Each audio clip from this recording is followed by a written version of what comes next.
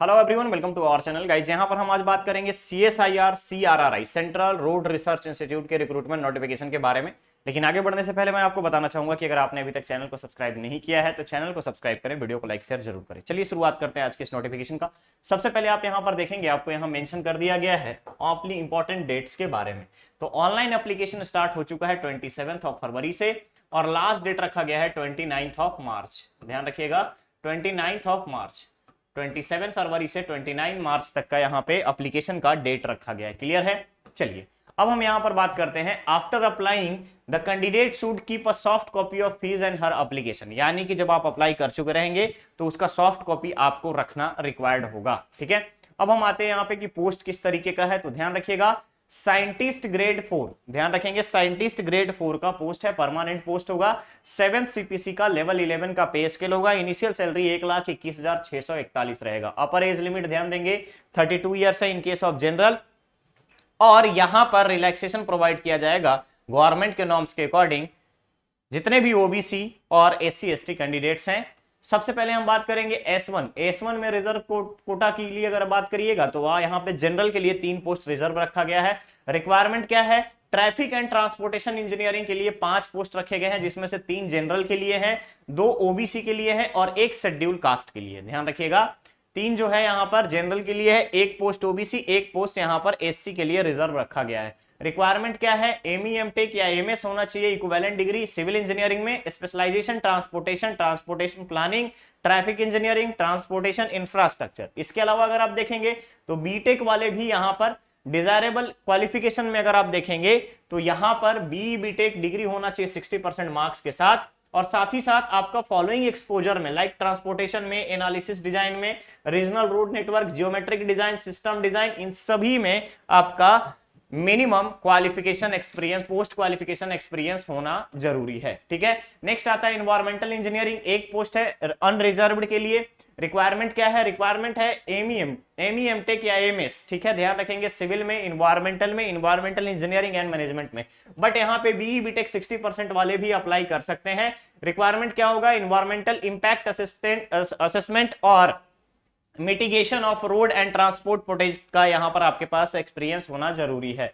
Next post आता है bridge engineering structure के लिए 5 पोजीशन है। जनरल के लिए 1, बैकवर्ड OBC के लिए 1 पोस्ट, शेड्यूल कास्ट के लिए 1, ST के लिए अगर हम बात करें 1 पोस्ट और EWS के लिए 1 पोस्ट यहां पर रखा गया है। रिक्वायरमेंट अगेन अगर आप देखेंगे ME MTech है, बट इसेंशियल्स में अगर आप देखिएगा डिजायरेबल क्वालिफिकेशन एक्सपीरियंस में तो BE BTech के साथ आपका experience artificial intelligence, machine learning, bridge flyover, other civil structure में अगर आपका यहां पर एक्सपीरियंस है तो आप एलिजिबल है, अप्लाई कर सकते हैं। क्लियर रहेगा? तो ये तो बात हो गई हमारे पोस्ट के बारे में, हमारा इंपॉर्टेंट डेट्स के बारे में, हमारे लिए इस एग्जामिनेशन की या फिर इस रिक्रूटमेंट के टोटल आपके पोस्ट सैलरी के अकॉर्डिंग और नंबर ऑफ पोस्ट क्वालिफिकेशन। ठीक है, नेक्स्ट आता है बेनिफिट अंडर काउंसिल सर्विस, क्या रहेगा?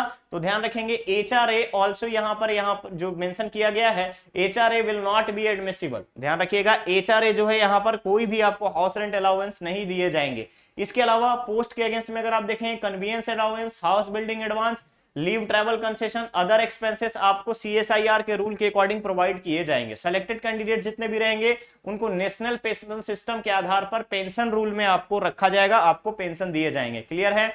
अदर कंडीशंस ध्यान रखिएगा, अदर कंडीशंस के लिए मेंशन किया गया है कि सबसे पहले आपका प्रिस्क्राइब्ड स्क्रीनिंग होगी, जो ऑनलाइन एप्लीकेशन ड्रॉप करेंगे उसके अकॉर्डिंग आपका फर्दर प्रोसीडिंग्स देखा जाएगा। ठीक है, चलिए नेक्स्ट यहां पर आता है कि बिना ऐसा कोई भी एप्लीकेशन जो बिना सिग्नेचर के, फोटोग्राफ के और डॉक्यूमेंट्स के लिए अपलोड किया गया है उसको रिजेक्ट कर दिया जाएगा।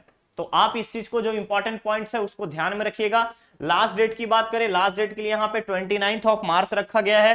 PWD कैंडिडेट्स को 40% का मिनिमम जो अगर हम लैपटॉप की बात करें तो 40% मिनिमम यहां पर PH होना चाहिए। ठीक है, अब इसके बाद मेंशन किया गया है कि किसी भी तरीके का कोई भी हार्ड कॉपी आपको ऑर्गेनाइजेशन को सेंड करने की रिक्वायरमेंट नहीं है। ओके, चलिए नेक्स्ट है यहाँ पे कि सिलेक्शन का प्रोसीजर किस तरीके का रहेगा। तो सिलेक्शन जो है आपका इंटरव्यू के माध्यम से होगा। ध्यान रखेंगे, इंटरव्यू के माध्यम से होगा। अगर नीड पड़ी, नंबर ऑफ कैंडिडेट्स ज्यादा हुए तो वहां रिटन एग्जामिनेशन भी लिया जा सकता है।